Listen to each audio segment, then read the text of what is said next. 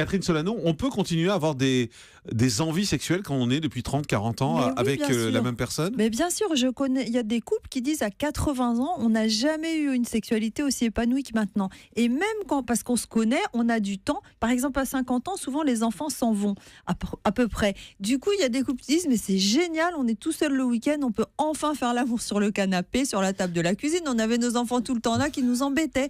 Il y a pas mal de couples On a juste comme ça. renforcé parce qu'on a pris du poids, quoi. Oui. Mais ça fait mincir après l'exercice. Et puis, il y a aussi des couples, je pense à un de mes patients super qui m'a dit, écoutez, moi avec ma femme, effectivement, on était ensemble depuis longtemps, c'était un peu plan-plan. Je me suis dit, il faut faire quelque chose, c'est dommage parce qu'on s'entend bien. Et il me dit, j'ai recommencé à lui dire des mots d'amour, à lui faire des compliments, à la courtiser. Et il me dit, on vit une deuxième lune de miel, on a une sexualité qui repart comme quand on était jeune. Et il venait me voir pour avoir un petit peu de médicaments parce que l'érection n'était pas tout à fait au point. Et à 50 ans, quand ça arrive, il faut faire un bilan cardiovasculaire, comme disait le docteur Marcel Ichou. C'est important pour les hommes. Mais donc, ce que je veux dire, c'est qu'il ne faut pas se dire tout est fini à 50 ans. Heureusement, pas Sophie. du tout. Donc ça veut dire prendre le temps de se regarder, de s'accueillir à nouveau dans sa différence, de se dire des mots d'amour, vous l'avez très bien dit. Donc tout ça, ça coûte pas cher. Je reviens au témoignage de l'auditrice de tout à l'heure. C'est simplement prendre le temps de regarder l'autre avec amour, de lui envoyer des petits textos. Voilà, tout ça, c'est une reconquête de l'autre aussi. Mais 50 ans, physiquement, c'est aussi l'âge de la ménopause, souvent? Oui, alors chez les femmes, c'est à peu près l'âge moyen. Chez les hommes, il y en a moins. La ménopause, mais chez les hommes, mais mine de rien, on a quand même un avantage parce que les femmes, grâce à leurs hormones, sont protégées des maladies cardiovasculaires. Donc, par exemple, dès 50 ans, les hommes commencent facilement à avoir des petits problèmes d'érection. Les femmes, elles ont beaucoup moins ce genre de problème de lubrification tout de suite. Mais elles c'est aussi un problème de désir, Catherine. Moi, j'ai un gynéco qui me disait que les problèmes de sécheresse vaginale dus à la ménopause, c'était souvent dû au manque de désir dans un couple. Oui, parce qu'il y a eu des études qui montrent qu'en fait, une femme qui change de partenaire à 50 ans, elle a une lubrification comme une jeune femme de 20 ans.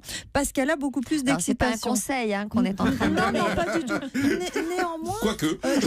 Néanmoins, il faut voir que déjà, toutes les femmes n'ont pas du tout des problèmes de lubrification. C'est une minorité de femmes, en fait. Il y en a pas mal, mais c'est pas tout le monde. Deuxième chose, c'est qu'on peut faire quelque chose, parce que c'est vrai qu'on peut pas être à l'excitation maximale tout le temps, mais même une femme de 20 ans, si elle est avec son copain depuis 15 ans, elle a des fois une plus mauvaise lubrification qu'à 15 ans.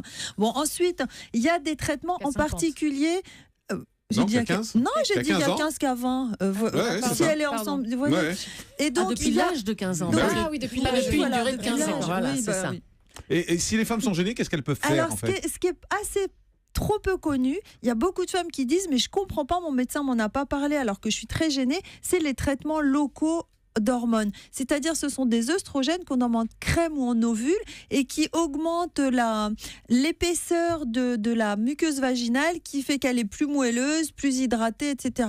Ça marche très bien. Il y a des femmes qui peuvent pas utiliser ça parce qu'elles ont eu un cancer du sein ou un cancer de l'utérus. On a maintenant des lubrifiants, mais qui sont en même temps que des lubrifiants, des hydratants. C'est-à-dire quand vous en mettez à l'intérieur du vagin, ça va agir 2 ou 3 jours et ça va hydrater la muqueuse. Donc on a des possibilités et c'est drôlement important de s'en occuper parce que si une femme a mal pendant les rapports sexuels parce qu'elle n'a pas de lubrification, elle va avoir moins envie, elle va éviter les rapports sexuels, son conjoint aura peur de lui faire mal et ça va être un cercle vicieux et on va se dire c'est la cinquantaine alors que pas du tout, c'est parce qu'on ne soigne pas la difficulté. On parle beaucoup des femmes, mais chez les hommes, moi j'ai toujours entendu dire qu'il y avait à peu près l'équivalent, c'est l'andropause, c'est ça? Oui, mais alors l'andropause, Marcel Ichou n'est pas trop d'accord.